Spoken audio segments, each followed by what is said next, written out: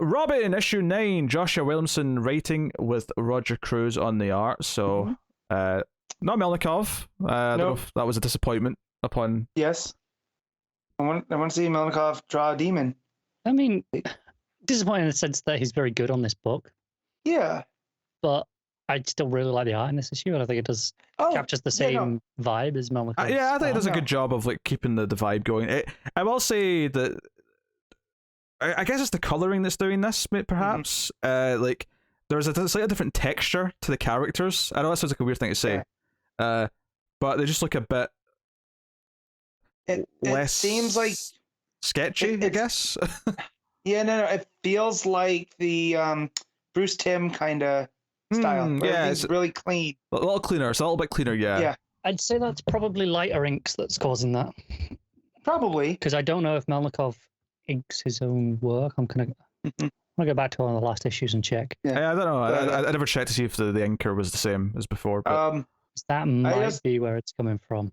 I feel like Williamson's having a lot of fun with this, because while the dialogue in here could be seen as super cheesy, it's so, I feel, tongue-in-cheek at points. Honestly, I had a blast with this issue. Obviously, it's Damien tries to fight this demon.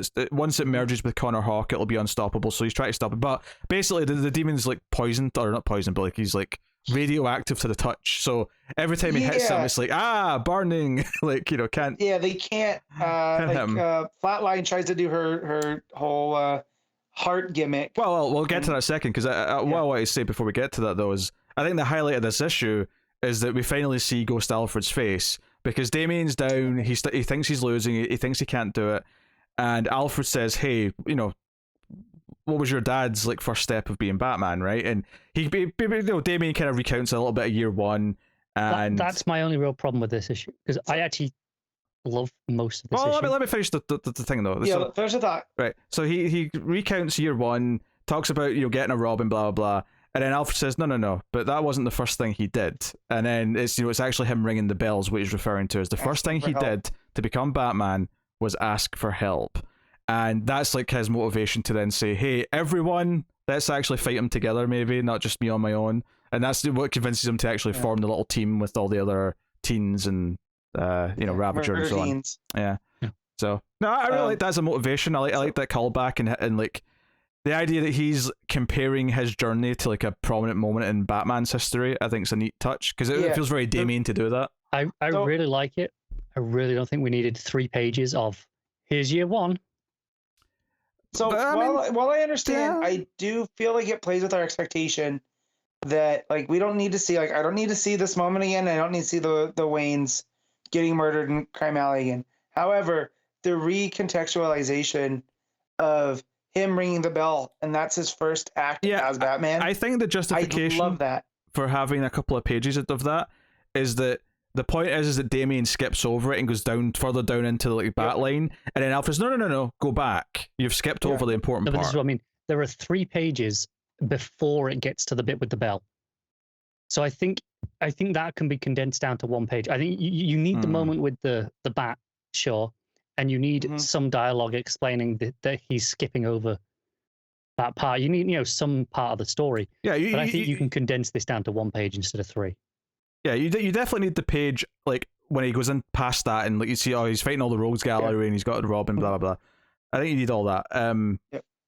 Yeah, I mean, okay, you saved 2 pages there, but then I suppose the question is then, okay, what do those 2 pages get used for in this issue? More demon fighting. Yeah, even if it is just more of the fight and have more fun action as opposed to just 2 pages of a story we've all read 100 times in probably 1,000 different books. Right. And so, but I don't mind it here because it is like, it's Damien fixating on his dad's journey and how, he's not his dad, and that's what he's constantly fighting against. Yeah, and I love when he makes this choice, though. Like, as he draws with his own blood, he draws the R on his chest, his bare chest, and you've got the ring, like, effect, like the text in between the panels as he's, like, building up to, like, shouting on the rest of them. I think it does. I mean, ultimately, this issue boils down to being the moment he decides to, like, not be a solo fighter and, like, say, I'm going to, like, work with other people. So it feels like a good moment of growth. And I think if you're compare it to Batman Year One, well, obviously this is not as important as Year One. It's not as influential. Blah blah. I think you. Shut up.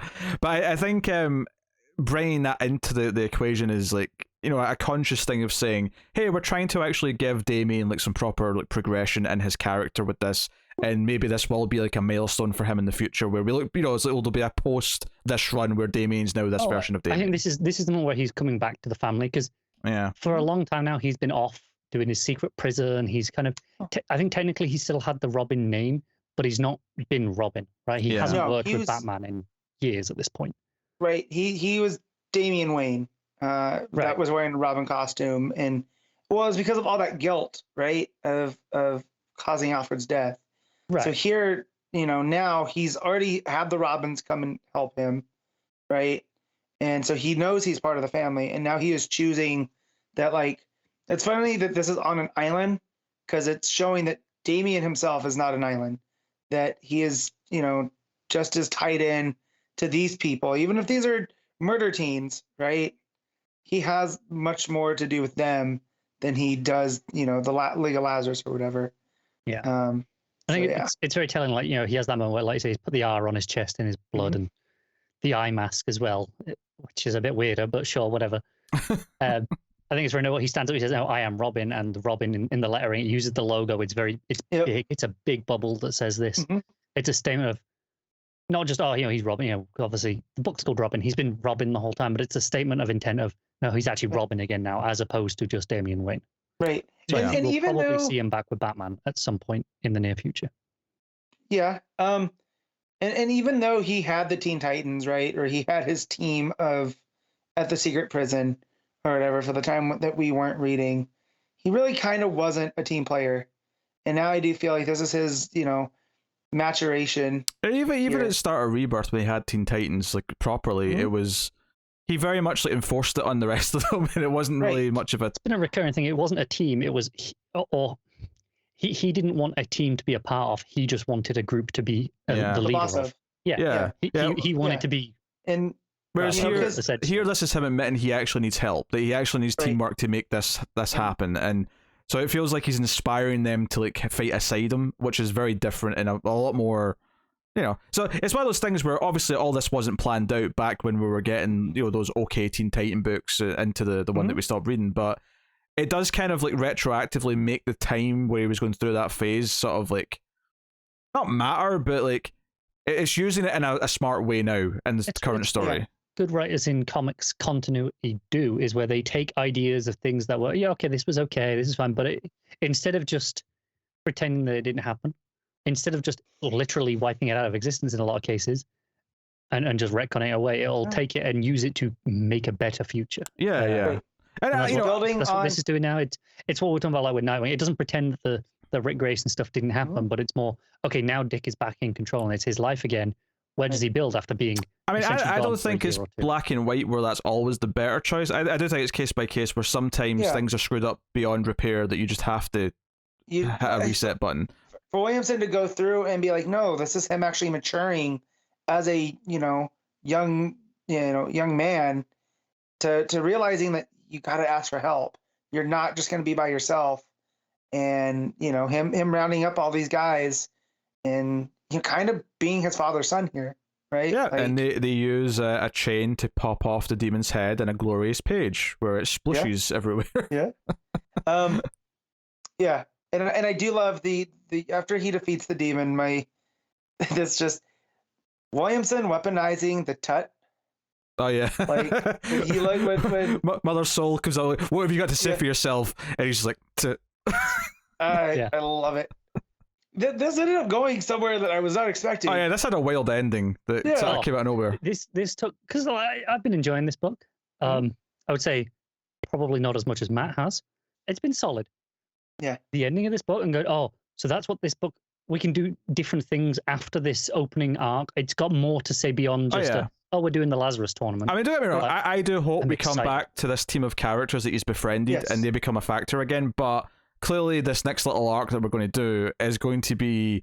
So Damien gets transported to the desert, and then we come to realize as he interacts with someone that he's actually went back in time because he's interacting with a young Ra's al Ghul who's there with his wife and his mother, who's trying to find. What does it say? What are you looking for again? He's just trying to find the city. I think. The city, yeah. Right.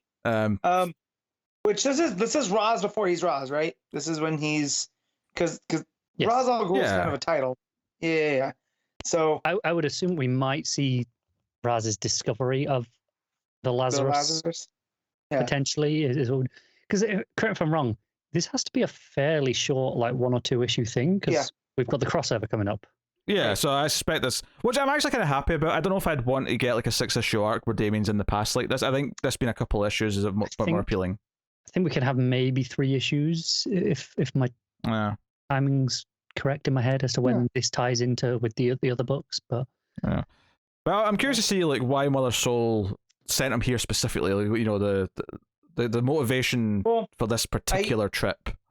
I do like how she's monologuing. She's talking about how the whole reason to bring the demon, to raise the demon here, is to just burn everything and start again. Where she talks about her son thought just population control.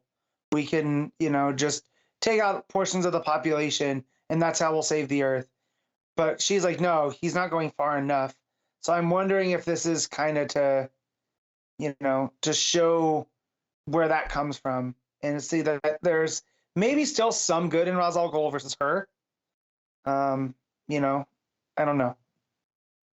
But that was a fun issue. I think the character progression for Robin's good. The ending's a fun kind of like, oh, what the hell are they doing now? Kind of reveal. But not in a way where I'm worried that it's going to take away from like the main kind of like vibe of the book for too long. So especially since this book, he's encountered Raz already. He's been talking to Alfred, in essence, to himself. His 2 grandfathers. Yeah, a lot of this is definitely Damien kind of like. Damien's going to be the character that we use to explore the history of the Al Ghul kind of like history and family line going Makes a lot forward. of sense. Yeah. So the book's definitely delving into that, and that's kind of neat. So it's just exciting to see the plans after the first arc, because this book was always billed as that's what this book is, rather than this is the first story of an ongoing book. And not that I had doubts in Williamson's ability, but more just we had no idea what to expect after the Lazarus tournament. So cool. All right, Matt, what are you giving Robin issue 8? 8.5 or 9? Sorry, issue 9. Okay, yeah, 8.5. 8.5. Connor? I'm actually going to give an 8.5 as well. It probably would have been a 9 if you'd kind of taken out a couple of those pages and dedicate them to the fight, something else. Really solid 8 from me.